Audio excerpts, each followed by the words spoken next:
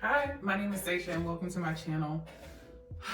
Y'all, I think it's about to get messy today. So grab you something to drink. We're gonna figure out if they're the asshole or not. Am I the asshole for not paying my parents' mortgage after my sister moved in? This is a throwaway account. For the past 8 years, I, 32 mil, have been paying my parents' property taxes and mortgage. Got it like that. I ain't got it like that yet. I wish I could. Well, if I live somewhere cheaper, I could pay my parents' mortgage, but either way, we ain't there yet.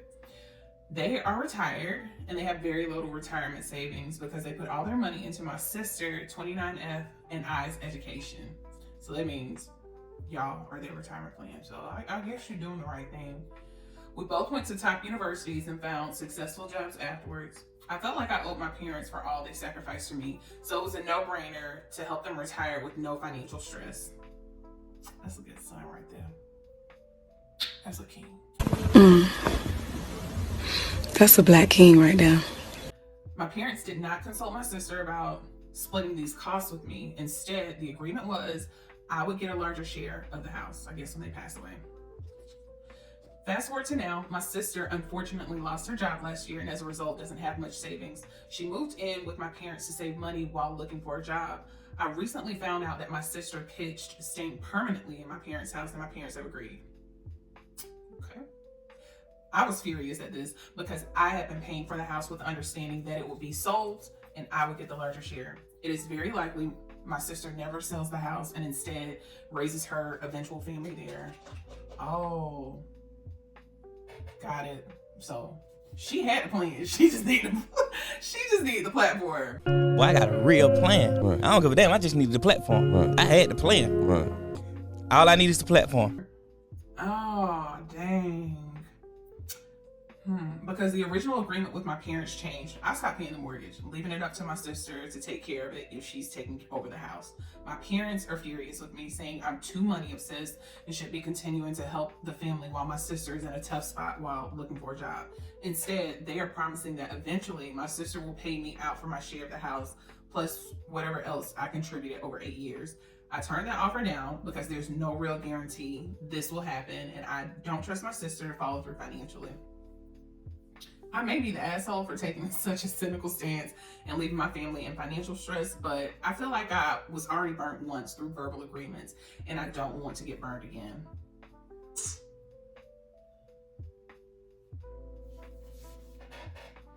Baby, I used to watch Judge Judy when I was growing up, and she said, if it ain't in writing, it didn't happen. If it is not in writing, it didn't happen. And I know, like, when you're dealing with family, when you're dealing with friends, like, you want to be like, oh, I love this person. They love me. They would never do me like that. Exactly when you think somebody would not do you like that, they will most certainly do you like that. And then, I mean, I know his parents are still alive, but whenever someone passes away and there's money involved, really, if someone passes away and money doesn't even have to be involved in the picture, 9 times out of 10, there's going to be some trauma. So let's get into my financial bag. So for those of you who don't know, I work in the financial industry. Don't want to give y'all my occupation. Not yet. We'll get there. But in the earlier part of my career, a lot of what I did entailed reading the paperwork. You have to read the fine print. Whatever the document says, that's what it meant. Like, I came across a lot of divorce decrees. Sometimes it was just a form that my firm put out, and it really, whatever the form said, that's what it was. There was no loose interpretation. A lot of times, you know, if you've worked in the financial industry, you know what IGO is, NIGO. The forms were NIGO. You have to do it over again. And I also would come across scenarios where the parents have saved up all of this money. It's like, oh, I'm just gonna leave it to Ashley. Ashley's the oldest. She's gonna make sure her sister's taken care of. I guarantee you 9 times out of 10, Ashley is not gonna make sure her sister is taken care of. And this is why you leaving the money to her, you're pretty much saying, I left the money to you. It's yours. I love you. I didn't leave, Brittany, I don't know. I didn't leave Brittany anything.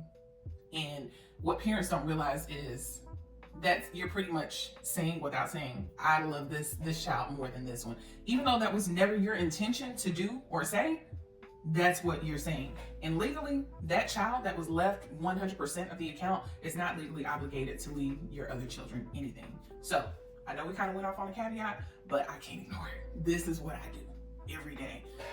If you want to leave someone something, it needs to be in writing. Whether you are explicitly naming someone as a beneficiary or you have a will or a trust in place. This is not financial advice. This is just education.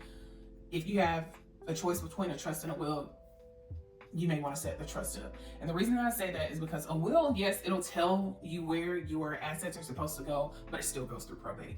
Probate can take a lot of time.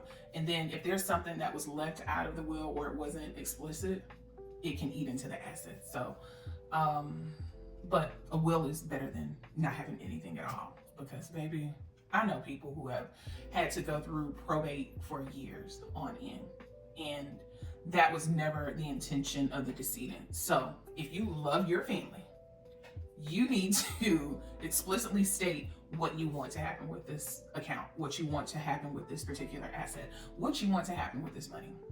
But back to the end of the asshole, I was not meaning to go that direction, but hopefully that helps somebody. Edit.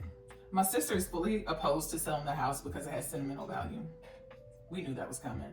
And even if she does believe it has sentimental value, like, someone is always going to disagree. So if you have two children, one child is going to disagree with the other with what should happen to mom and dad's house or grandma's house or grandpa's house.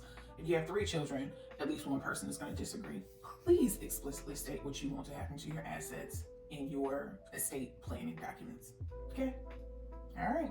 Don't say I never taught you nothing. I'm not on the deed because when you put someone else on the deed in California, your house is reassessed and it will double your current property tax. There are also some implications to my parents' Social Security payments if I do. True. I wish I got something in writing, but I felt like an asshole asking for something like that from my family. It was naive of me to think that way.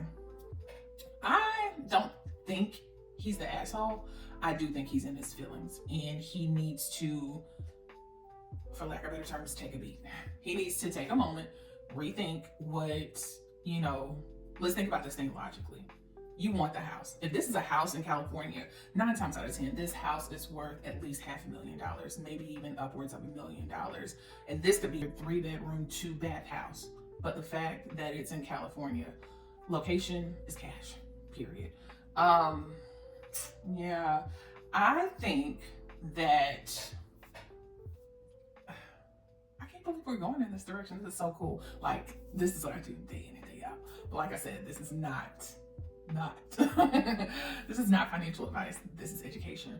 They should consider getting a trust, naming both of the children as the trustees. Well, not the trustees. Well, yeah, maybe they should name the older son the trustee because he does seem like the more financial one. But naming them as the beneficiaries of the trust. The parents can be the guarantors, the 2 kids can be the beneficiaries, and then state what happens to the house. Are they co-owners? And if the you know what? I think they're gonna have to state explicitly what happens to the house. Because if I understand this correctly, and you should always speak with a qualified tax advisor about tax situations. From my understanding with a trust, what they may want to consider doing, like I said, this is education, not advice. They may want to consider putting the assets in a trust, making both of the children the co-beneficiaries of that trust. And that way, once the assets are passed on, the cost basis of the home is stepped up for one. So whether they decide to sell the house or not, that's just going to be a benefit because at some point the house is going to be sold. Like whether it's sold when the sister passes away or when the parents pass away. You definitely want to take advantage of the stepped up cost basis, but I'm assuming that the parents have had this house for a while, so there's some equity there, and the sister can buy him out and give him some equity. But that has to explicitly be stated because technically they can do whatever they want to, and if it isn't explicitly stated, like if one of the beneficiaries wants to sell the home and the other one doesn't, this is what happened, blah, blah, blah, blah. They can just sit there and fight about it for the rest of their life. So yeah, I don't think the brother is the asshole, but he's definitely in his feelings. So what did we learn today? Never agree to anything by verbal agreement. If you want it done, no matter how much you love this person, no matter how much you think they love you, if you want a specific action to take place, it needs to be written down on paper and signed and agreed to in front of a notary. I mean, it was initially, I was like, oh, it's really noble that he decided to pay his parents' mortgage during their retirement years, but it was also self-serving. And I can't blame him for that. Like, I know a lot of people that want their parents home when they pass away, especially with the way real estate is going nowadays. But if you want something to happen, you need to have it in writing. 2, make your intentions known up front. 3, when it comes to estate planning, you need to be speaking with an estate planning attorney. Period. Even with what I said, take it to an attorney. And then follow up with a CPA, a qualified tax advisor, okay? Like I said, this is not financial advice. This is education. But no, I don't think he's the asshole. I think the sister is the asshole. I think they both have, I can't even say the sister's the asshole. They both just have self-serving desires. The parents need to speak up on behalf of the brother, because I would feel really bad if my parents just let it go down like that. Like, no, you can spend a couple $1,000s to create a trust. Shoot, I mean, he might even be willing to pay for the establishment of that trust, but y'all don't go off of what somebody's word is. It just never works out. I've heard horror stories. Okay, all right. Well, I thought we were gonna get through more Am I the Assholes, but that's the only one that's gonna be in this video. That was a lot. I feel bad for bro, but get it in writing, okay? So that you ain't gotta get it in blood. Well, yeah, I shouldn't have said that. My name is xo.saysh, and I'm signing off. Toodaloo.